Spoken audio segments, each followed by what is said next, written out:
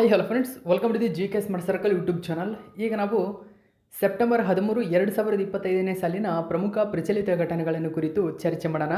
ನಿಮಗೆಲ್ಲ ಗೊತ್ತಿರಲಿ, ಪ್ರತಿದಿನ ನಾನು ಕನ್ನಡದ ಪ್ರಜಾವಾಣಿ ಸೇರಿದಂತೆ ಕನ್ನಡದ ಇತರ ಎಲ್ಲ ನ್ಯೂಸ್ ಪೇಪರ್ಗಳು, ಇಂಗ್ಲೀಷ್ನ ದಿ ಹಿಂದೂ ಮತ್ತು ಇಂಗ್ಲೀಷ್ನ ಇತರ ಎಲ್ಲ ನ್ಯೂಸ್ ಪೇಪರ್ಗಳ ಜೊತೆಗೆ ಕೇಂದ್ರ ಸರ್ಕಾರ ಪ್ರತಿದಿನ ಅಪ್ಡೇಟ್ ಮಾಡುವ PIB ನ್ಯೂಸ್ ಪೇಪರ್ಗಳ ಪ್ರಮುಖ ಪ್ರಚಲಿತ ಘಟನೆಗಳನ್ನು ನಿಮ್ಮ ಮುಂದೆ ತರ್ತಾ ಇರ್ತೀನಿ. ಹಾಗಾದರೆ ಇವತ್ತಿನ ಕ್ವಶ್ಚನ್ ನಂಬರ್ 1 ಏನಿದೆ ಅಂತ ಗಮನಿಸಿ. ನೋಡಿ, 1ನೇ ಕ್ವಶನ್: ಕರ್ನಾಟಕ ಸರ್ಕಾರವು ಜಾರಿಗೆ ತಂದಿರುವ ಉದ್ಯೋಗಿನಿ ಯೋಜನೆಯಲ್ಲಿ ಒಟ್ಟು ಯೋಜನಾ ವೆಚ್ಚದ ಡ್ಯಾಶ್ ರಷ್ಟು ಸಹಾಯಧನವನ್ನು ನೀಡಲಾಗುವುದು. ನೋಡಿ, ಸರಿಯಾದ ಉತ್ತರ ಆಪ್ಷನ್ ನಂಬರ್ 2, 25%. ಕರ್ನಾಟಕ ಸರ್ಕಾರ ಉದ್ಯೋಗಿನಿ ಯೋಜನೆಯನ್ನು ಜಾರಿಗೆ ತಂದಿದೆ. ಇದು ಮುಖ್ಯವಾಗಿ ಮಹಿಳೆಯರನ್ನು ಉದ್ಯೋಗಸ್ಥರನ್ನಾಗಿ ಮಾಡಿ ಅವರನ್ನು ಸಬಲೀಕರಣ ಮಾಡುವ ಉದ್ದೇಶವನ್ನು ಹೊಂದಿದೆ. ಹಾಗಾದರೆ ಉದ್ಯೋಗಿನಿ ಯೋಜನೆಯ 100%ರಲ್ಲಿ ಗಮನಿಸಿ, 100%ರಲ್ಲಿ 25% ಅವರಿಗೆ ಹಣಕಾಸಿನಲ್ಲಿ ಸಹಾಯಧನ ಕೊಡ್ತಾ ಇದೆ. ಅಂದರೆ 25% ಸಹಾಯಧನ, ಇನ್ನುಳಿದಂತೆ 75% ಹಣ ಕೊಡುತ್ತಲ್ಲ, ಇದಕ್ಕೆ ಅತ್ಯಂತ ಕಡಿಮೆ ಬಡ್ಡಿ, ನೋಡಿ ಅತ್ಯಂತ ಕಡಿಮೆ ಬಡ್ಡಿಯಲ್ಲಿ, ರಿಯಾಯಿತಿ ಬಡ್ಡಿಯಲ್ಲಿ ಇವರಿಗೆ ಹಣವನ್ನು ಕೊಡ್ತಾ ಹೋಗುತ್ತೆ. ಇದರಲ್ಲಿ 25%ರಷ್ಟು ಸಹಾಯಧನ. ನೋಡಿ, ಸಹಾಯಧನ ಬೇರೆ, ನಮಗೆ ಉಳಿದಂಥ ಕೊಡ್ತಕ್ಕಂಥ ಬಡ್ಡಿ ಬೇರೆ. ಸೊ ಇಲ್ಲಿ 25%ರಷ್ಟು ಸಹಾಯಧನ ಕೊಡುತ್ತೆ, ಇದಕ್ಕೆ ಯಾವುದೇ ಬಡ್ಡಿ ಇರಲ್ಲ ಮತ್ತು ಇದನ್ನು ಅಸಲು ಕಟ್ಟಬೇಕಾಗಿರ್ತಕ್ಕಂಥ ಚಾನ್ಸಸ್ಸು ಕೂಡ ಇರಲ್ಲ. ಇನ್ನುಳಿದಂಥ 75% ಏನಿದೆ ಅದಕ್ಕೆ ಅಸಲು ಇರುತ್ತೆ ಮತ್ತು ಬಡ್ಡಿ ಇರುತ್ತೆ. ಅಂದರೆ ಅತ್ಯಂತ ಕಡಿಮೆ ಬಡ್ಡಿ, ಅದನ್ನ ರಿಯಾಯಿತಿ ದರದಲ್ಲಿ ಇಂತಿಷ್ಟು ಕಟ್ಟಿಕೊಳ್ತಾ ಹೋಗಬಹುದು. ಓಕೆ, ಸೊ ಈ ಯೋಜನೆ ಇದೀಗ ಕರ್ನಾಟಕ ಸರ್ಕಾರ ಇದಕ್ಕೆ ಅರ್ಜಿಗೆ ಆಹ್ವಾನ ಮಾಡಿದೆ. ಸೊ ಈ ಒಂದು ಮಾಹಿತಿಯನ್ನು ಪ್ರಜಾವಾಣಿ ಪೇಪರಲ್ಲಿ ಕೊಟ್ಟಿದ್ದರು. ನೋಡಿ, ಸ್ವಉದ್ಯೋಗಕ್ಕೆ ಸಿಗಲಿದೆ ಸಾಲ ಸೌಲಭ್ಯ. ಹಾಗಾದರೆ ಪಡೆಯುವುದು ಹೇಗೆ? ಇಲ್ಲಿದೆ ಮಾಹಿತಿ, ಗಮನಿಸಬಹುದು. ಸೊ ಪ್ರಜಾವಾಣಿ ನ್ಯೂಸ್ ಪೇಪರಲ್ಲಿ ಒಂದು ಮಾಹಿತಿಯನ್ನು ಕೊಟ್ಟಿದ್ದರು. ಹಾಗಾದರೆ ಹೆಚ್ಚಿನ ಡೀಟೇಲ್ಸ್ ಯೋಜನೆ ಬಗ್ಗೆ ನೋಡೋಣ. ಉದ್ಯೋಗಿನಿ ಯೋಜನೆ ಅಂತ ಕರಿತೀವಿ ಇದನ್ನು. ನೋಡಿ, ಸ್ವಯಂ ಉದ್ಯೋಗ ಮತ್ತು ಉದ್ಯಮಶೀಲತೆಯ ಮೂಲಕ ಮಹಿಳೆಯರನ್ನು ಆರ್ಥಿಕವಾಗಿ ಸಬಲೀಕರಣ ಮಾಡುವಂತಹ ದಿಶೆಯಲ್ಲಿ ಕರ್ನಾಟಕ ಸರ್ಕಾರದ ಉದ್ಯೋಗಿನಿ ಯೋಜನೆ ಜಾರಿಗೆ ತಂದಿದ್ದು, ಇದೀಗ ಇದರ ಮೂಲಕ ಅರ್ಹರನ್ನು ಆಯ್ಕೆ ಮಾಡಲು ಹೊಸ ಸೂಚನೆಯನ್ನು ಹೊರಡಿಸಿದೆ.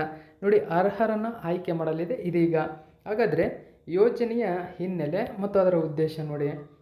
ಉದ್ಯೋಗಿನಿ ಯೋಜನೆಯನ್ನು ಕರ್ನಾಟಕ ಸರ್ಕಾರ 1997-98ನೇ ಸಾಲಿನಲ್ಲಿ ಆರಂಭಿಸಿದೆ. ಯೋಜನೆಯ ಗುರಿ ಗೃಹಿಣಿಯರು ಮತ್ತು ಇತರ ಮಹಿಳೆಯರು. ಗೃಹಿಣಿಯರಂದರೆ ಸೊ ನೋಡಿ, ಮನೆಯಲ್ಲಿ ಇರ್ತಕ್ಕಂಥವರು, ಓಕೆ, ಮನೆ ಕೆಲಸ ಮಾಡುವವರು. ಸೊ ಈ ಗೃಹಿಣಿಯರು ಮತ್ತು ಇತರೆ ಮಹಿಳೆಯರು ಸಣ್ಣ ಪ್ರಮಾಣದ ವ್ಯವಹಾರ ನೋಡಿ, ಸಣ್ಣ ಪ್ರಮಾಣದ ವ್ಯವಸಾಯಾಧಾರಿತ ಅಥವಾ ಮನೆ ಆಧಾರಿತ ಉದ್ಯಮಗಳನ್ನು ಪ್ರಾರಂಭಿಸಲು ಹಣಕಾಸನ್ನು ಸಹಾಯವಾಗಿ ಕೊಡುತ್ತದೆ. ಗಮನಿಸಬಹುದು, ಯಾರಿಗೆಲ್ಲ ಇದೆ ಈ ಯೋಜನೆ ಅಂತ ನಿಮಗೀಗ ಗೊತ್ತಾಗಿದೆ. ಅವುಗಳಲ್ಲಿ ಪ್ರಮುಖವಾಗಿ ಅಂತ ನೋಡೋದಾದರೆ ಮುಖ್ಯವಾಗಿ ಕೈಮಗ್ಗ ಅಥವಾ ನೇಯ್ಗೆ ಮಾಡ್ತಕ್ಕಂಥವರು, ಉಣ್ಣೆ ಮತ್ತು ಸೂತ್ರದ ಬಟ್ಟೆ ನೇಯ್ಗೆ ಮಾಡುವವರಾಗಿರ್ಬೋದು, ಸೀರೆ ಕಸೂತಿ ಕೆಲಸ ಮಾಡುವವರಾಗಿರ್ಬೋದು, ಹಾಗೂ ಇತರೆ ಹೈಡ್ರಿಕ್ ಕ್ರಾಫ್ಟ್ಗಳು ಅಂತ ನೋಡಿ, ಹೈಡ್ರಿಕ್ ಕ್ರಾಫ್ಟ್ಗಳು. ಸೊ ಇತರೆ ಹೈಡ್ರಿಕ್ ಕ್ರಾಫ್ಟ್ಗಳು. ಸೊ ಇದರಲ್ಲಿ ತೊಡಗಿರ್ತಕ್ಕಂಥ ಮಹಿಳೆಯರಿಗೆ ಸಹಾಯಧನ ಸಿಗ್ತಾ ಇದೆ. ಹಾಗಾದರೆ ಹಣಕಾಸನ್ನು ಹೇಗೆ ಕೊಡುತ್ತೆ ಗಮನಿಸಬಹುದು. ಸಹಾಯಧನ ನೋಡಿ, ಒಟ್ಟು ಯೋಜನಾ ವೆಚ್ಚದ 25% ಅಂದರೆ ಗರಿಷ್ಠ 25,000 ರೂಪಾಯಿ ಇವರಿಗೆ ಸಹಾಯಧನ ಸಿಗುತ್ತೆ. ಉಳಿದ 75% ಹಣವನ್ನು ಬ್ಯಾಂಕ್ ಮೂಲಕ ರಿಯಾಯಿತಿ ಬಡ್ಡಿ ದರದಲ್ಲಿ ಸಾಲವಾಗಿ ನೀಡಲಾಗುತ್ತದೆ. ನೋಡಿ, ಉಳಿದ 75% ಸಾಲ ಕೊಡ್ತಾರೆ. ಸಾಲನ ಬ್ಯಾಂಕ್ ಮೂಲಕ ಕೊಡ್ತಾರೆ. ಇದು ರಿಯಾಯಿತಿ ಬಡ್ಡಿ ದರದಲ್ಲಿರುತ್ತೆ 75%. ಉದ್ಯೋಗಿನಿ ಯೋಜನೆ ಬಗ್ಗೆ ಮಾಹಿತಿ ನಿಮಗೆ ನೆನಪಿರಬೇಕು. ಇದಕ್ಕೆ ಸಂಬಂಧಪಟ್ಟಂಥ ಮುಖ್ಯಾಂಶಗಳು ನೋಡಿ. ಮಹಿಳೆಯರಿಗೆ ಮಾತ್ರ ಇದು ಇರತಕ್ಕಂಥದ್ದು. ಅರ್ಜಿದಾರರು ಕನಿಷ್ಠ 18 ವರ್ಷ ವಯಸ್ಸಿನವರಾಗಿರಬೇಕು. ಕುಟುಂಬದ ವಾರ್ಷಿಕ ಆದಾಯ ಗ್ರಾಮೀಣ ಪ್ರದೇಶಗಳಿಗೆ 1,20,000 ಮತ್ತು ನಗರ ಪ್ರದೇಶಗಳಲ್ಲಿ ವಾಸ ಮಾಡ್ತಕ್ಕಂಥವರಿಗೆ 1,50,000ಕ್ಕಿಂತ ಕಡಿಮೆ ಇರಬೇಕು. ಯೋಜನೆಯು ಸ್ಥಾಪಿತವಾದಂತಹ ಉದ್ಯಮಗಳ ವಿಸ್ತರಣೆಗೂ ಸಹಾಯ ಮಾಡುತ್ತದೆ. ನೋಡಿದರೆ, ಆಲ್ರೆಡಿ ಈಗ ಉದ್ಯಮವೊಂದು ಸ್ಥಾಪನೆಯಾಗಿದೆ, ಅದನ್ನು ಇನ್ನೂ ಜಾಸ್ತಿ ವಿಸ್ತಾರ ಮಾಡಬೇಕಂದ್ರೆ ದೊಡ್ಡದಾಗಿ ಮಾಡಬೇಕು. ನಾನು ಸ್ಥಾಪನೆ ಮಾಡಿರ್ತಕ್ಕಂಥ ಒಂದು ಉದ್ಯಮ, ಸೊ ಇದಕ್ಕೂ ಕೂಡ ಇದರಡಿ ಸಾಲ ಸೌಲಭ್ಯ ದೊರೆಯುತ್ತದೆ. ಸೊ ಇದನ್ನು ಗಮನಿಸಬೇಕು ನೀವು. ಓಕೆ, ಸೊ ಇಷ್ಟು ಮಾಹಿತಿ ಉದ್ಯೋಗಿನಿ ಯೋಜನೆ ಬಗ್ಗೆ. ಸೊ ಇದನ್ನು ಕೇಳ್ತಕ್ಕಂಥ ಚಾನ್ಸಸ್ ಇರುತ್ತೆ ಎಕ್ಸಾಮ್ಗೆ, ನೆನಪಿಟ್ಕೊಳ್ಳಿ. ನೆಕ್ಸ್ಟ್ ನಾವು ಎರಡನೇ ಕ್ವಶನ್ ನೋಡೋಣ. ನೋಡಿ, ಇಂಪಾರ್ಟೆಂಟ್ ಆಗುತ್ತೆ. ಇತ್ತೀಚೆಗೆ ಇಸ್ರೇಲ್ ದೇಶವು ತನ್ನ ಅತ್ಯಂತ ಮುಂದುವರೆದ OPEC-19, ನೋಡಿ OPEC-19 ಅಂತ ಕರಿತೇವೆ. ಸೊ OPEC ಬೇರೆ, OPEC ಅಂದರೆ ಇದು ಒಂದು ಸಂಘಟನೆ. ಇಲ್ಲಿ ಪಿ ಬದಲಾಗಿ ಎಫ್ ಬಂದಿದೆ. ಓಕೆ, ಇದನ್ನು ನೀವು ಮೈಂಡಲ್ಲಿ ಇಟ್ಕೋಬೇಕು. OPEC ಅಂತ ಕರಿತೇವೆ. ಅದು OPEC ಅಷ್ಟೇ, ಅದು OPEC, ಇದು OPEC.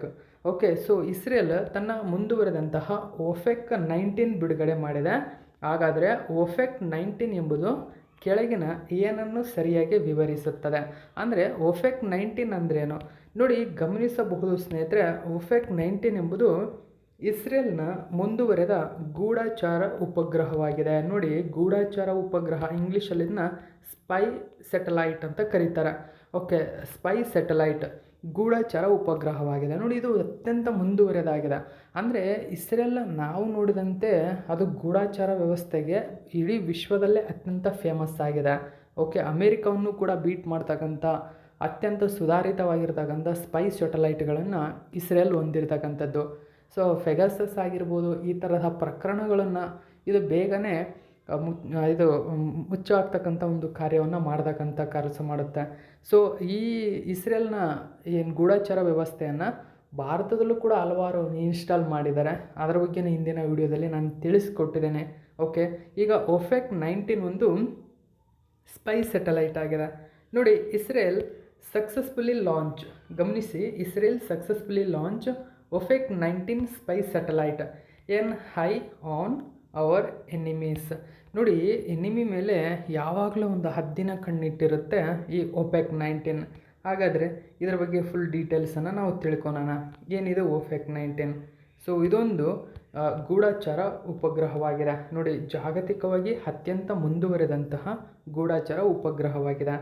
ಇದನ್ನು ಸೆಪ್ಟೆಂಬರ್ 12, 2025 ತನ್ನ ಪಾಲ್ಮಾಚಿಮ್ ವಾಯುನೆಲೆಯಿಂದ ಶಾವಿತ್ ರಾಕೆಟ್ ಬಳಸಿ ಯಶಸ್ವಿಯಾಗಿ ಕಕ್ಷೆಗೆ ಸೇರಿಸಿದೆ. ಇಲ್ಲಿ ಗಮನಿಸಬಹುದು, ಶಾವಿತ್ ಎಂಬುದು ಒಂದು ರಾಕೆಟ್ ಆಗಿದೆ. ಇದು ಕೆಳಗಿನ ಯಾವ ದೇಶಕ್ಕೆ ಸಂಬಂಧಪಟ್ಟಿದೆ?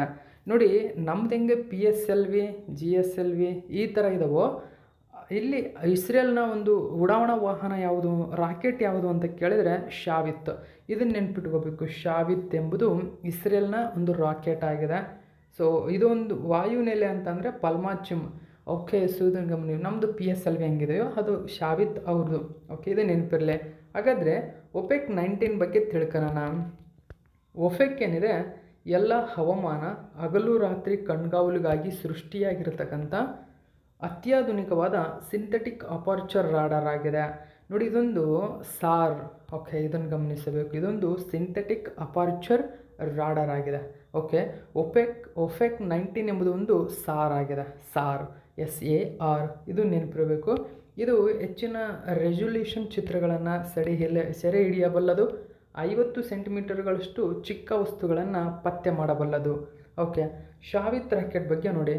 OPEC ಉಪಗ್ರಹಗಳನ್ನು ನಿಯೋಜಿಸಲು ಬಳಸುವಂತಹ ಇಸ್ರೇಲ್ನ ಸ್ಥಳೀಯ ಉಡಾವಣಾ ವಾಹನವಾಗಿದೆ. ಓಕೆ, ಇಸ್ರೇಲ್ನ ಸ್ಥಳೀಯ ಉಡಾವಣಾ ವಾಹನ. ಓಕೆ, ಶಾವಿತ್ ಎಂಬುದು. ಓಕೆ, ನೆಕ್ಸ್ಟ್ ನಾವು ಮೂರನೇ ಕ್ವಶನ್ ಏನಿದೆ ಅಂತ ನೋಡೋಣ ಬನ್ನಿ. ನೋಡಿ, ರಕ್ತಚಂದ್ರ, ಬ್ಲಡ್ ಮೂನ್, ಆಲ್ರೆಡಿ ಇದು ಸೆಪ್ಟೆಂಬರ್ 7 ಆಲ್ರೆಡಿ ಸಂಭವಿಸಿತ್ತು. ಇದಕ್ಕೆ ಸಂಬಂಧಪಟ್ಟಂತೆ ಕ್ವಶನ್ ನಾನು ನಿಮ್ಮ ಮುಂದೆ ತಂದಿರಲಿಲ್ಲ. ನೋಡಿ, ಸೊ ಇದು ಸುದ್ದಿಯಲ್ಲಿತ್ತು.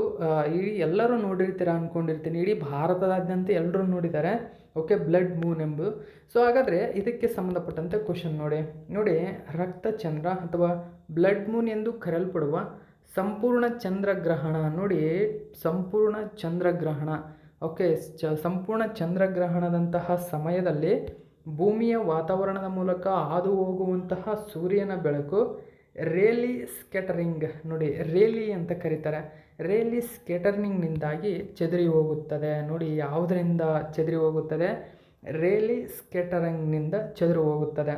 ಇದರಿಂದ ಚಂದ್ರನು ಕೆಂಪು ಬಣ್ಣವನ್ನು ಪಡೆದುಕೊಳ್ಳುತ್ತಾನೆ. ನೋಡಿ, ರಕ್ತಚಂದ್ರ ಅಂದರೆ ಚಂದ್ರನು ಅತ್ಯಂತ ಕೆಂಪಾದ ಬಣ್ಣವನ್ನು ಪಡೆದುಕೊಳ್ತಾನೆ. ಯಾವುದರಿಂದ? ರೇಲಿ ಸ್ಕ್ಯಾಟರಿಂಗ್ನಿಂದ. ರೇಲಿ ಸ್ಕ್ಯಾಟರಿಂಗ್ ಚೆದರುತ್ತದೆ, ಇದರಿಂದಾಗಿ ಚಂದ್ರನು ಕೆಂಪು ಬಣ್ಣಕ್ಕೆ ತಿರುಗ್ತಾರೆ. ಓಕೆ, ಹಾಗಾದರೆ ಈ ಪ್ರಕ್ರಿಯೆಯಲ್ಲಿ ಕೆಳಗಿನ ಯಾವ ರೀತಿಯ ಬೆಳಕು ಚೆದುರಿ ಹೋಗುತ್ತದೆ, ಇದು ಚಂದ್ರನಿಗೆ ಕೆಂಪು ಬಣ್ಣವನ್ನು ನೀಡುತ್ತದೆ. ಹಾಗಾದರೆ ಚಂದ್ರನಿಗೆ ಕೆಂಪು ಬಣ್ಣವನ್ನು ನೀಡ್ತಕ್ಕಂಥ ಒಂದು ಚದುರಿದ ಬೆಳಕು ಯಾವುದು? ಇದು ನೆನಪಿಟ್ಕೋಬೇಕು. ಅಂದರೆ ಚಂದ್ರ ಕೆಂಪಾಗಿ ಕಾಣಲು ಕಾರಣವೇನು? ಇದು ನೆನಪಿಟ್ಕೋಬೇಕು. ಇಲ್ಲಿ ಮೇನ್ ಏನಂದರೆ, ಸೊ ಇಷ್ಟೆಲ್ಲ ಬಂದಿರತಕ್ಕಂಥದ್ದು ಚಂದ್ರ ಕೆಂಪಾಗಿ ಕಾಣಲು ಕಾರಣವೇನು. ಆದರೆ ಇಲ್ಲಿ ಕ್ವಶನ್ ಒಳಗಡೆ ನಿಮಗೆ ಟ್ವಿಸ್ಟಾಗಿ ಕೇಳಬಹುದು. ಆ ಕಾರಣಕ್ಕಾಗಿ ಫುಲ್ ಡೀಟೇಲ್ ಒಳಗೊಂಡಿರ್ತಕ್ಕಂಥ ಕ್ವಶನ್ನು ನಿಮ್ಮ ಮುಂದೆ ತಂದಿರೋದು. ಬ್ಲಡ್ ಮೂನ್ಗೆ ಕಾರಣ ಏನು ಅಂತ ಅಂದರೆ ನೀಲಿ ಬೆಳಕು. ನೋಡಿ, ನೀಲಿ ಬೆಳಕು ಚಂದ್ರನ ಮೂಲಕ ಹಾದು ಹೋಗುವುದರಿಂದ ಚಂದ್ರನು ಆ ಸಮಯದಲ್ಲಿ ಕೆಂಪಾಗಿ ಕಾಣ್ತಾನೆ. ಹಾಗಾದರೆ ಯಾರ ನಡುವೆ ಬಂದಾಗ ಈ ರಕ್ತಚಂದ್ರ ಸಂಭವಿಸುತ್ತದೆ? ಎಲ್ಲ ಡೀಟೇಲ್ಸನ್ನು ನಾವು ನೋಡೋಣ. ಓಕೆ, ಸೊ ಹೆಚ್ಚಿನ ನೀವು ಕನ್ನಡದ ನ್ಯೂಸ್ ಪೇಪರಲ್ಲಿ ಮಾಹಿತಿ ಕೊಟ್ಟಿದ್ರು ನೋಡಿ. ಚಂದ್ರ ಆ ಸಮಯದಲ್ಲಿ ಅತ್ಯಂತ ಕೆಂಪಾಗಿರತಕ್ಕಂಥ ಬಣ್ಣವನ್ನು ಪಡೆದುಕೊಂಡಿರ್ತಾನೆ. ಓಕೆ ನೋಡಿ, ಸೆಪ್ಟೆಂಬರ್ 7, 2025 ಸಂಪೂರ್ಣ ಚಂದ್ರಗ್ರಹಣ ನೋಡಿ, ಲೂನರ್ ಇಂಕ್ಲಿಪ್ಸ್ ಅಂತ ಕರೀತಾರೆ, ಇದು ಸಂಭವಿಸಿತ್ತು. ರಾತ್ರಿ ಅಪರೂಪದ ರಕ್ತಚಂದ್ರ ಅಲ್ಲಿ ಕಾಣಿಸ್ಕೊಳ್ತು. ಸೊ ಇದು ರಕ್ತಚಂದ್ರ ಸಂಬಂಧಿಸುವುದು ಯಾವಾಗ ಅಂದರೆ, ಭೂಮಿಯು ನೋಡಿ, ನಾವು ವಾಸ ಮಾಡ್ತಕ್ಕಂಥ ಭೂಮಿಯು ಸೂರ್ಯ ಮತ್ತು ಚಂದ್ರನ ನಡುವೆ ಬಂದಾಗ ನೇರ ಸೂರ್ಯನ ಬೆಳಕನ್ನು ಇದು ತಡೆಯುತ್ತದೆ. ಗಮನಿಸಬೇಕು ನೋಡಿ, ಸೂರ್ಯ ಮತ್ತು ಚಂದ್ರನ ನಡುವೆ ಅಂದರೆ ಭೂಮಿಯು ಸೂರ್ಯ ಮತ್ತು ಚಂದ್ರನ ನಡುವೆ ಬಂದಾಗ ಸೂರ್ಯನ ನೇರ ಕಿರಣಗಳನ್ನು ಅಥವಾ ನೇರವಾದ ಸೂರ್ಯನ ಬೆಳಕನ್ನು ತಡೆಯುತ್ತದೆ ಅದು. ಓಕೆ, ಈ ಸನ್ನಿವೇಶ ತಡೆಯುತ್ತದೆ. ಇದಕ್ಕೆ ಸಂಬಂಧಪಟ್ಟಂತೆ ಮುಖ್ಯಾಂಶಗಳು ನೋಡೋದಾದರೆ, ಸೊ ಈ ತಡೆದಂತಹ ಸಂದರ್ಭದಲ್ಲಿ ರೇಲಿ ಚದುರುವಿಕೆಯಾಗುತ್ತೆ ನೋಡಿ. ರೇಲಿ ಇಲ್ಲಿ ಚದುರುವಿಕೆಯಾಗುತ್ತೆ ಅಂದರೆ ಕಡಿಮೆ ತರಂಗಾಂತರದ ಬೆಳಕು ಆಗಿರತಕ್ಕಂಥ ನೀಲಿ ದೂರಕ್ಕೆ ಚದುರಿ ಹೋಗುತ್ತದೆ. ಆದರೆ ದೀರ್ಘ ತರಂಗಾಂತರದ ಬೆಳಕು ಅಂದರೆ ಕೆಂಪು ಅಥವಾ ಕಿತ್ತಳೆ ಚಂದ್ರನನ್ನು ತಲುಪುತ್ತದೆ. ಸೊ ಹೀಗೆ ತಲುಪಿರ್ತಕ್ಕಂತಹ ಕೆಂಪು ಬೆಳಕು ವಾತಾವರಣದ ಪ್ರಭಾವದಿಂದಾಗಿ ಅಂದರೆ ಧೂಳು ಮತ್ತು ಮಾಲಿನ್ಯ, ಸೊ ಇದು ಕೆಂಪು ಬಣ್ಣವನ್ನು ಗಾಢವಾಗಿಸುತ್ತದೆ. ಓಕೆ, ಅಂದರೆ ದೀರ್ಘ ತರಂಗಾಂತರದ ಬೆಳಕು ಸೂರ್ಯನ ನೇರ ಬೆಳಕನ್ನು ತಡೆದಿದ್ದಾಗ ಕೆಂಪು ಬಣ್ಣ ಧೂಳು ಮತ್ತು ಮಾಲಿನ್ಯದಿಂದಾಗಿ ಹೆಚ್ಚು ಗಾಢವಾಗಿ ಚದುರಲ್ಪಡುತ್ತದೆ. ಚದುರಿದಂತಹ ಈ ಬಣ್ಣವು ಕೆಂಪು ಚಂದ್ರಕ್ಕೆ ಕಾರಣವಾಗುತ್ತದೆ. ಸೊ ಇಷ್ಟು ಮಾಹಿತಿ ನೆನಪಿರಬೇಕು. ಸೊ ಅಂದರೆ ಆ ಸಮಯದಲ್ಲಿ ಯಾರ್ಯಾರ ನಡುವೆ ಬಂದಿದ್ದರು, ಆ ಚದುರುವಿಕೆಗೆ ಕಾರಣವೇನು ನೋಡಿ. ಇಲ್ಲಿ ಚದುರುವಿಕೆಗೆ ಮುಖ್ಯ ಕಾರಣ ಅಂದರೆ ನೀಲಿ ಬೆಳಕು, ಕಡಿಮೆ ತರಂಗಾಂತರದ ಬೆಳಕು, ಅದು ದೂರಕ್ಕೆ ಚದುರಿ ಹೋಗ್ತದೆ. ಓಕೆ, ಸೊ ದೂರಕ್ಕೆ ಚದುರಿ ಹೋದಾಗ ಮುಖ್ಯವಾಗಿ ದೀರ್ಘ ತರಂಗಾಂತರದ ಬೆಳಕು ಅಂದರೆ ಕೆಂಪು ಅಥವಾ ಕಿತ್ತಳೆ ಚಂದ್ರನ ತಲುಪುತ್ತದೆ. ಇದು ರಕ್ತಚಂದ್ರಕ್ಕೆ ಕಾರಣವಾಗುತ್ತದೆ. ಓಕೆ, ಸೊ ಇಷ್ಟು ನೆನಪಿರಲಿ. ನೆಕ್ಸ್ಟ್ ನಾವು 4ನೇ ಕ್ವಶನ್ ಏನಿದೆ ಅಂತ ನೋಡೋಣ.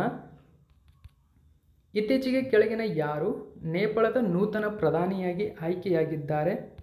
ಈ ಮೂಲಕ ನೇಪಾಳದಲ್ಲಿ ಪ್ರಧಾನಿಯಾದಂತಹ ಮೊಟ್ಟ ಮೊದಲ ಮಹಿಳೆ ಎಂಬ ಹೆಗ್ಗಳಿಕೆಗೆ ಪಾತ್ರವಾಗಿದ್ದಾರೆ. ಸರಿಯಾದಂಥ ಉತ್ತರ ಸುಶೀಲಾ ಕರ್ಕಿ. ನೋಡಿ, ಸುಶೀಲಾ ಕರ್ಕಿ ಇದೀಗ ನೇಪಾಳದ ಪ್ರಧಾನಿಯಾಗಿ ಆಯ್ಕೆಯಾಗಿದ್ದಾರೆ. ಸೊ ಈ ಮೂಲಕ ನೇಪಾಳದಲ್ಲಿ ಪ್ರಧಾನಿಯಾದಂತಹ ಮೊಟ್ಟ ಮೊದಲ ಮಹಿಳೆ ಎಂಬ ಹೆಗ್ಗಳಿಕೆಗೆ ಇವರು ಪಾತ್ರವಾಗಿದ್ದಾರೆ. ನೋಡಿ, ಸುಶೀಲಾ ನೇಪಾಳದ ನೂತನ ಪ್ರಧಾನಿ. ಸೊ ಈ ಒಂದು ಮಾಹಿತಿಯನ್ನು ನ್ಯೂಸ್ ಪೇಪರಲ್ಲಿ ಕೊಟ್ಟಿದ್ದರು. ಓಕೆ, ಸುಶೀಲಾ ಕರ್ಕಿ ಅಂತ ಕರಿತೀವಿ ಇವ್ರನ್ನ. ಸೊ ಪ್ರಮಾಣ ವಚನವನ್ನು ಸ್ವೀಕರಿಸಿದರು. ರಾಷ್ಟ್ರಪತಿಯಾಗಿರ್ತಕ್ಕಂಥ ಅಂದರೆ ನೇಪಾಳದ ರಾಷ್ಟ್ರಪತಿಯಾದ ರಾಮಚಂದ್ರ ಪೌಡೆಲ್ ಸೊ ಅವರಿಗೆ ಪ್ರಮಾಣ ವಚನ ಬೋಧಿಸಿದರು. ಸೊ ಹೀಗೆ ನೇಪಾಳದ ಪ್ರಧಾನಿಯಾದ ಮೊದಲ ಮಹಿಳೆ ಕರ್ಕಿ. ಓಕೆ, ಸೊ ಇಲ್ಲಿ ಮುಖ್ಯವಾಗಿ ಜನರೇಷನ್ ಜೆಡ್ ಏನು ನಡೀತು, ಜನರೇಷನ್ ಜೆಡ್ ದೊಡ್ಡ ಪ್ರಮಾಣದ ಪ್ರತಿಭಟನೆಯನ್ನು ಪ್ರಾರಂಭಿಸಿದ ನಂತರ ಪ್ರಧಾನಿ KP ಶರ್ಮಾ ಓಲಿ ನೋಡಿ ಮಂಗಳವಾರ ರಾಜೀನಾಮೆ ನೀಡಿದರು. ಹಾಗಾದರೆ ಇಲ್ಲಿ ಮುಖ್ಯವಾಗಿ ನೀವು ಗಮನಿಸಬೇಕಾಗಿರತಕ್ಕಂಥದ್ದೇನೆಂದರೆ, ಸುಶೀಲಾ ಕರ್ಕಿ ಪ್ರಧಾನಿಯಾಗುವ ಮೊದಲು ನೇಪಾಳದ ಪ್ರಧಾನಿಯಾಗಿದ್ದವರು ಯಾರು ಅಂತ ನಿಮಗೆ ಕ್ವಶನನ್ನು ಕೇಳುತ್ತಾರೆ. ಯಾರು ಅಂತ ಕೇಳಿದ್ರೆ KP ಶರ್ಮಾ ಓಲಿ, ಇದು ನೆನಪಿರಬೇಕು. ಓಕೆ, ಭ್ರಷ್ಟಾಚಾರವನ್ನು ನಿಗ್ರಹಿಸುವುದು, ಪಕ್ಷಪಾತವನ್ನು ಕೊನೆಗೊಳಿಸುವುದು, ಸಾಮಾಜಿಕ ಮಾಧ್ಯಮ ತಾಣಗಳ ಮೇಲಿನ ನಿಷೇಧವನ್ನು ತೆಗೆದುಹಾಕುವುದು ಪ್ರತಿಭಟನಾಕಾರರ ಪ್ರಮುಖ ಬೇಡಿಕೆಯಾಗಿತ್ತು. ಓಕೆ, ನೆಕ್ಸ್ಟು 5ನೇ ಕ್ವಶನ್ ನೋಡಿ. ಭಾರತದಾದ್ಯಂತ ಮಹಿಳೆಯರು ಮತ್ತು ಮಕ್ಕಳಿಗೆ, ಗಮನಿಸಿ ಇಂಪಾರ್ಟೆಂಟ್, ನಾನು ಕೊಟ್ಟಿರ್ತೀನಿ ಇಲ್ಲಿ, ಮಹಿಳೆಯರು ಮತ್ತು ಮಕ್ಕಳಿಗೆ ಆರೋಗ್ಯ ಸೇವೆಗಳನ್ನು ಒದಗಿಸಲು ನೋಡಿ, ಆರೋಗ್ಯ ಸೇವೆ ಮಹಿಳೆ ಮತ್ತು ಮಕ್ಕಳಿಗೆ ಆರೋಗ್ಯ ಸೇವೆಗಳನ್ನು ಬಲಪಡಿಸಲು ಪ್ರಧಾನಿ ನರೇಂದ್ರ ಮೋದಿ ಅವರು ಸೆಪ್ಟೆಂಬರ್ 17ರಂದು ಕೆಳಗಿನ ಯಾವ ಪ್ರಮುಖ ಉಪಕ್ರಮವನ್ನು ಪ್ರಾರಂಭಿಸುತ್ತಾರೆ?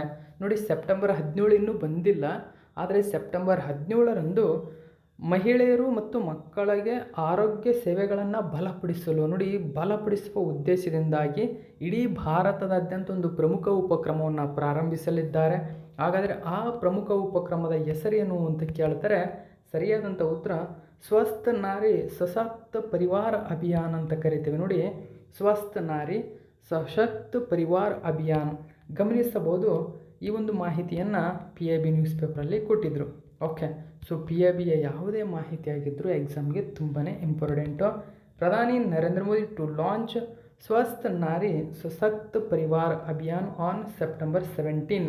ಓಕೆನಾ, 17 ಬಂದಿಲ್ಲ, 17 ಲಾಂಚ್ ಆಗ್ತಾ ಇದೆ. ಹಾಗಾದರೆ ಇಲ್ಲಿ ಕ್ವಶನ್ ಕೇಳ್ಬೋದು ನಿಮಗೆ ಡೈರೆಕ್ಟಾಗಿ, ಏನಂದರೆ ಪ್ರಧಾನಿ ನರೇಂದ್ರ ಮೋದಿಯವರು ಕೆಳಗಿನ ಯಾವ ದಿನಾಂಕದಂದು ಸ್ವಸ್ಥ ನಾರಿ ಸಶಕ್ತ ಪರಿವಾರ ಅಭಿಯಾನವನ್ನು ಮಹಿಳೆಯರು ಮತ್ತು ಮಕ್ಕಳ ಆರೋಗ್ಯ ಬಲಪಡಿಸುವ ಉದ್ದೇಶದಿಂದಾಗಿ ಜಾರಿಗೆ ತಂದರು ಅಂತ. ಓಕೆ, ಸೆಪ್ಟೆಂಬರ್ 17 ನೆನಪಿರಬೇಕು ಈ ಒಂದು ಡೇಟು, ಯಾಕಂದರೆ ಆ ಡೇಟ್ ಪರ್ಟಿಕ್ಯುಲರಾಗಿ ತರ್ತಾ ಇದ್ದಾರೆ ಜಾರಿಗೆ. ಆ ಕಾರಣಕ್ಕಾಗಿ ಆ ಡೇಟ್ ನಿಮಗೆ ತುಂಬ ಇಂಪಾರ್ಟೆಂಟ್ ಆಗುತ್ತೆ.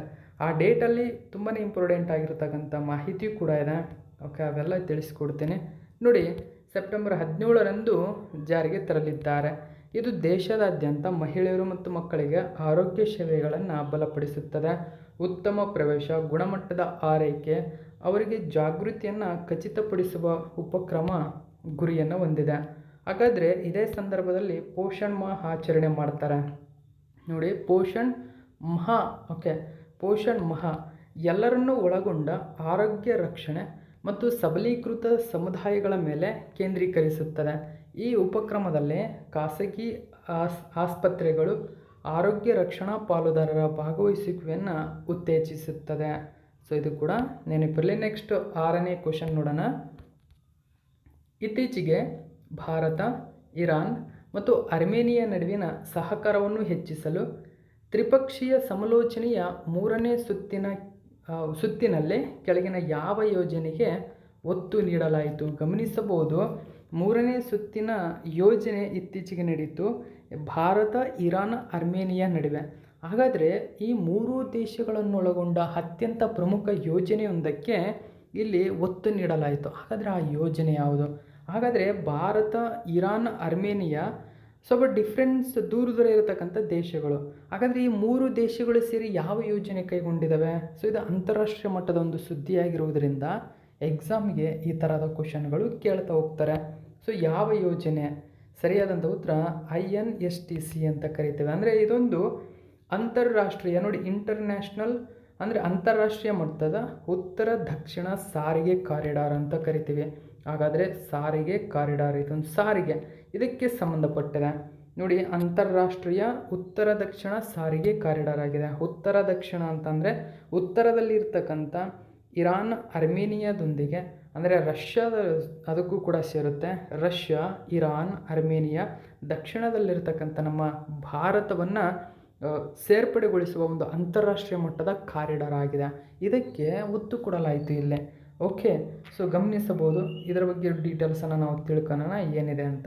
ನೋಡಿ, ಇತ್ತೀಚೆಗೆ ನಡೆದಿದೆ trilateral talk between India, Iran and Armenia.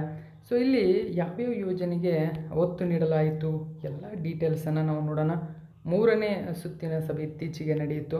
So ಈ ಸಂದರ್ಭದಲ್ಲಿ ಉತ್ತರ ದಕ್ಷಿಣ ಸಾರಿಗೆ ಕಾರಿಡಾರ್ಗೆ ಸಹಕಾರಕ್ಕೆ ಒತ್ತು ನೀಡಲಾಯಿತು. ಹಾಗಾದರೆ ಈ INSTC ಬಗ್ಗೆ ನಾವು ನೋಡೋಣ. ಸೊ ಇದೊಂದು ವ್ಯಾಪಾರ ಮತ್ತು ಆರ್ಥಿಕ ಸಹಕಾರ. ನೋಡಿ, ಇಷ್ಟು ಮಾಹಿತಿ ನೆನಪಿರಬೇಕು. ಹಾಗಾದರೆ INSTCಯ ಉದ್ದೇಶವೇನು? ಹಾಗಾದರೆ ನೋಡಿ, ವ್ಯಾಪಾರ ಮತ್ತು ಆರ್ಥಿಕ ಸಹಕಾರವನ್ನು ಉತ್ತೇಜಿಸಲು ಭಾರತ, ಇರಾನ್ ಮತ್ತು ರಷ್ಯಾವನ್ನು ಸಂಪರ್ಕಿಸುವ ಬಹುಮಾರ್ಗದ ಸಾರಿಗೆ ಇದಾಗಿದೆ. ನೋಡಿ, ಬಹುಮಾರ್ಗದ ಸಾರಿಗೆ ಇದು. ಓಕೆ, ನೆಕ್ಸ್ಟ್ ನಾವು 7ನೇ ಕ್ವಶನ್ ನೋಡೋಣ. ನೆಕ್ಸ್ಟ್ 7ನೇ ಕ್ವಶನ್ ನೋಡಿ, ಸ್ವಚ್ಛೋತ್ಸವ ಉಪಕ್ರಮ ಎಲ್ರಿಗೂ ಗೊತ್ತಿದೆ. ಸ್ವಚ್ಛೋತ್ಸವ ಉಪಕ್ರಮ ಭಾರತದಾದ್ಯಂತ ಕೇಂದ್ರ ಸರ್ಕಾರ ಜಾರಿಗೆ ತಂದಿರತಕ್ಕಂಥ ಒಂದು ಪ್ರಮುಖ ಉಪಕ್ರಮವಾಗಿದೆ. ಸ್ವಚ್ಛೋತ್ಸವ ಅಂದರೆ ಸ್ವಚ್ಛತೆಯನ್ನು ಕಾಪಾಡುವುದು, ಇಷ್ಟು ಮಾಹಿತಿ ನೆನಪಿರಬೇಕು. ಸೊ ಈ ಉಪಕ್ರಮದ ಅಡಿಯಲ್ಲಿ ಆಚರಿಸಲಾಗುವ ಸ್ವಚ್ಛತಾ ಹಿ ಸೇವಾ, ನೋಡಿ ಸ್ವಚ್ಛತಾ ಹಿ ಸೇವಾ, ಓಕೆ, SHS ಅಂತ ಕರೀತಾರೆ, ಅಂದರೆ ಸ್ವಚ್ಛತ್ ಹಿ ಸೇವಾ ಅಂತ ಕರೀತೇವೆ. 2025 ಅಭಿಯಾನದ ವಿಷಯವೇನು? ಸೊ ಇದರ ವಿಷಯವೇ ಸ್ವಚ್ಛೋತ್ಸವ. ಓಕೆ, ಸ್ವಚ್ಛೋತ್ಸವ ಆಪ್ಷನ್ ನಂಬರ್ 4 ಸರಿಯಾಗಿದೆ. ಸೊ ಈ ವರ್ಷದ ಥೀಮ್ ಏನು ಇದರದು? ಸೊ ಈ ವರ್ಷದ ಥೀಮ್ ಏನು ಅಂತ ಕೇಳಿದರೆ ನೋಡಿ, ಸ್ವಚ್ಛೋತ್ಸವ ಎಂಬುದು. ಓಕೆ, ಸ್ವಚ್ಛತಾ ಹಿ ಸೇವಾ 2025 ಅಭಿಯಾನದ ನಿಮಗೆ ಡೈರೆಕ್ಟಾಗಿ ಸ್ವಚ್ಛೋತ್ಸವ ಉಪಕ್ರಮ ಕೇಳಲ್ಲ, ಅಲ್ಲೇ ಡೈರೆಕ್ಟಾಗಿ ಕೇಳ್ತಾರೆ. ಏನು ಕೇಳ್ತಾರೆ? SHS 2025 ಅಥವಾ ಸ್ವಚ್ಛತಾ ಹಿ ಸೇವಾ 2025 ಕ್ಯಾಂಪೇನ್ ಇತ್ತೀಚೆಗೆ ನಡೀತು. ಈ ಕ್ಯಾಂಪೇನ್ನ ಥೀಮ್ ಏನು ಹಾಗಾದರೆ? ಸೊ ಕ್ಯಾಂಪೇನ್ನ ಥೀಮ್ ಏನು ಅಂದರೆ ಸ್ವಚ್ಛೋತ್ಸವ ಎಂಬುದು ನೆನಪಿರಬೇಕು. ಸೊ ಇಂಪಾರ್ಟೆಂಟ್ ಆಗುತ್ತೆ ಈ ಒಂದು ಮಾಹಿತಿ. ಸ್ವಚ್ಛತಾ ಹಿ ಸೇವಾ 2025 ನಡೆದಿದೆ. ಸೊ ಈ ಮಾಹಿತಿಯನ್ನು ಒಳಗೊಂಡಂತೆ ನ್ಯೂಸ್ ಪೇಪರಲ್ಲಿ ಕೊಟ್ಟಿದ್ದರು. ಸೊ ರೇರ್ ನ್ಯೂಸ್ಗಳು ಇವೆಲ್ಲ ಇಂಪಾರ್ಟೆಂಟ್ ಆಗುತ್ತೆ ಎಕ್ಸಾಮ್ಗೆ, ನೆನಪಿರಬೇಕು. SHS ಅಂತ ಕರಿತೀವಿ. ಸೊ ಸ್ವಚ್ಛೋತ್ಸವ ಈ ವರ್ಷದ ಥೀಮ್ ಆಗಿದೆ. ಇದು ಸ್ವಚ್ಛತೆ ಮತ್ತು ಸಮುದಾಯದ ಭಾಗವಹಿಸುವಿಕೆಯನ್ನು ಆಚರಿಸುತ್ತದೆ. ಸ್ವಚ್ಛೋತ್ಸವ ಉಪಕ್ರಮವು ಸ್ವಚ್ಛತಾ ಹಿ ಸೇವಾ ಅಭಿಯಾನದ ಭಾಗವಾಗಿದ್ದು, ಓಕೆ, ಸೆಪ್ಟೆಂಬರ್ 17ರಿಂದ ಅಕ್ಟೋಬರ್ 2ರವರೆಗೂ ನಡೆಯಲಿದೆ. ನೋಡಿ, ಮೋಸ್ಟ್ ಇಂಪಾರ್ಟೆಂಟ್ ಆಗುತ್ತೆ ಈ ಟಾಪಿಕ್ ನಿಮಗೆ. ಹಾಗಾದರೆ ಸ್ವಚ್ಛೋತ್ಸವ ಉಪಕ್ರಮ ಏನಿದೆ, ಈ ಉಪಕ್ರಮ ಸ್ವಚ್ಛತಾ ಹಿ ಸೇವಾ ಅಭಿಯಾನದ ಒಂದು ಭಾಗ, ಇಲ್ಲಿ ಗಮನಿಸಬೇಕು. ಸ್ವಚ್ಛೋತ್ಸವ ಉಪಕ್ರಮವು ಸ್ವಚ್ಛತಾ ಹಿ ಸೇವಾ ಅಭಿಯಾನ ಏನಿದೆ, ಈ ಅಭಿಯಾನದ ಒಂದು ಭಾಗ. ಹಾಗಾದರೆ ಸ್ವಚ್ಛತಾ ಹಿ ಸೇವಾ 2025 ಎಲ್ಲಿಂದ ಎಲ್ಲಿಯವರೆಗೂ ನಡೆಯುತ್ತದೆ ಅಂತ ಕೇಳಿದರೆ ಸೆಪ್ಟೆಂಬರ್ 17ರಿಂದ ಅಕ್ಟೋಬರ್ 2ರವರೆಗೂ ನಡೆಯಲಿದೆ. ಓಕೆ, ಸೊ ಈ ವರ್ಷದ ಅಭಿಯಾನದ ವಿಷಯ ಸೊ ಇದರ ಮೇಲೆ ಕೇಂದ್ರೀಕರಿಸುತ್ತದೆ. ಓಕೆ, ನೆಕ್ಸ್ಟ್ 8ನೇ ಕ್ವಶನ್ ನೋಡಿ. ಓಕೆ, 8ನೇ ಕ್ವಶನ್ ನೋಡಿ. ಬುಡಕಟ್ಟು ವ್ಯವಹಾರಗಳ ಸಚಿವಾಲಯವು ನವದೆಹಲಿಯಲ್ಲಿ ಕೆಳಗಿನ ಯಾವ ಹೆಸರಿನಲ್ಲಿ ವಿಶ್ವದ ಮೊಟ್ಟಮೊದಲ ಡಿಜಿಟಲ್ ಬುಡಕಟ್ಟು ವಿಶ್ವವಿದ್ಯಾಲಯವನ್ನು ಪ್ರಾರಂಭಿಸಿದೆ? ನೋಡಿ, so world's first digital tribal university. Okay, digital tribal university was launched in New Delhi. So ಹಾಗಾದರೆ ಅದರ ಹೆಸರೇನು? ಸೊ ಹೆಸರೇನು ಅಂತ ಕೇಳ್ತಾರೆ. ಆದಿ ಸಂಸ್ಕೃತಿ ಅಂತ ಕರಿತೀವಿ, ಆದಿ ಸಂಸ್ಕೃತಿ. ಓಕೆ, ಆದಿ ಸಂಸ್ಕೃತಿ ಆಪ್ಷನ್ ನಂಬರ್ 4 ಸರಿಯಾಗಿದೆ. India to launch world's first digital tribal university Aadi Sanskriti. ನೋಡಿ, ಆದಿ ಸಂಸ್ಕೃತಿ ಎಂಬುದು ವರ್ಲ್ಡ್ಸ್ ಫಸ್ಟ್ ಅಂದರೆ ವಿಶ್ವದ ಮೊಟ್ಟ ಮೊದಲ ಡಿಜಿಟಲ್ ಟ್ರೈಬಲ್ ಯೂನಿವರ್ಸಿಟಿ ಆಗಿದೆ. ಸೊ ಇದರ ಹೆಸರು ನಿಮಗೆ ಮನದಟ್ಟಾಗಿರಬೇಕು. Okay, world first digital tribal university ಹೆಸರೇನು ಅಂತ ಕೇಳ್ತಾರೆ. ಆದಿ ಸಂಸ್ಕೃತಿ ಅಂತ ನೆನಪಿರಬೇಕು. ಇಂಡಿಯಾ ಇದನ್ನು ಲಾಂಚ್ ಮಾಡಿದೆ, ಆದಿ ಸಂಸ್ಕೃತಿ. ಓಕೆ, ಇದು ಡೈರೆಕ್ಟಾಗಿ ಎಲ್ಲ ಮಿನಿಸ್ಟ್ರುಗಳು ಮತ್ತು ಕೇಂದ್ರ ಸರ್ಕಾರದ ನೇತೃತ್ವದಲ್ಲೇ ಇದನ್ನು ಪ್ರಾರಂಭಿಸಲಾಗಿದೆ. ಸೊ ಇದು PIB ನ್ಯೂಸ್ ಪೇಪರಲ್ಲಿ ಈ ಒಂದು ಮಾಹಿತಿಯನ್ನು ಕೊಟ್ಟಿದ್ದರು ಎಂಬುದು ನೆನಪಿರಬೇಕು. ಸೊ ಇದು ಮುಖ್ಯವಾಗಿ ಆದಿ ಸಂಸ್ಕೃತಿ ಏನಿದೆ ಡಿಜಿಟಲ್ ಅಕಾಡೆಮಿ ಮತ್ತು ಕಲಿಕಾ ವೇದಿಕೆಯಾಗಿದ್ದು, ಬುಡಕಟ್ಟು ಕಲೆ, ಸಂಸ್ಕೃತಿ, ಕರಕುಶಲ ವಸ್ತುಗಳು, ಜ್ಞಾನ ವ್ಯವಸ್ಥೆಗಳನ್ನು ಜಾಗತಿಕ ಪ್ರೇಕ್ಷಕರಿಗೆ ಉತ್ತೇಜಿಸಲು ಇದನ್ನು ವಿನ್ಯಾಸಗೊಳಿಸಲಾಗಿದೆ. ಓಕೆ, ನೆಕ್ಸ್ಟ್ 9ನೇ ಕ್ವಶನ್ ನೋಡಿ. 2022ರ ಚುನಾವಣೆಯನ್ನು ಬುಡಮೇಲು ಮಾಡಲು ವಿಫಲ ಪಿತೂರಿ ಆರೋಪಿ ಕೆಳಗಿನ ಯಾವ ದೇಶದ ಅಧ್ಯಕ್ಷ ಜೈರ್ ಬೋಲ್ಸನಾರೋಗೆ ದೇಶದ ಸುಪ್ರೀಂ ಕೋರ್ಟ್ 27 ವರ್ಷಗಳ ಕಾಲ ಸೆರೆವಾಸ ವಿಧಿಸಿ ತೀರ್ಪು ನೀಡಿತು? ನೋಡಿ, 2022ರಲ್ಲಿ ಮುಖ್ಯವಾಗಿ ಸರಿಯಾಗಿರ್ತಕ್ಕಂಥ ಉತ್ತರ ನೋಡಿ, ಆನ್ಸರ್ ನೋಡಿ, ಇಲ್ಲಿ ಬ್ರೆಜಿಲ್. ಓಕೆ, ಸೊ ಬ್ರೆಜಿಲ್ ಇಲ್ಲಿ ಗಮನಿಸಬಹುದು. ಏನು ಕ್ವಶನ್ ಏನಿದೆ, ಬ್ರೆಜಿಲ್ ದೇಶದ ಅಧ್ಯಕ್ಷರಾಗಿರ್ತಕ್ಕಂಥ ಜೈರ್ ಬೋಲ್ಸನಾರೋ, ಇದು ಎಲ್ರಿಗೂ ಗೊತ್ತಿವರು ಜೈರ್ ಬೋಲ್ಸನಾರೋ. ಓಕೆ, ಅತ್ಯಂತ ಪ್ರಭಾವಿ ವ್ಯಕ್ತಿ ಇವರು. ಸೊ ಇವರು 2022ರ ಚುನಾವಣೆಯಲ್ಲಿ ಅದನ್ನು ಸಂಪೂರ್ಣವಾಗಿ ಬುಡಮೇಲು ಮಾಡುವ ಉದ್ದೇಶದಿಂದಾಗಿ ವಿಫಲ ಪಿತೂರಿ ಮಾಡ್ತಾರೆ. ಸೊ ಇದು ಕೋರ್ಟಲ್ಲಿ ಸಾಬೀತಾಗುತ್ತೆ ಇವರೇ ಆರೋಪಿ ಅಂತ.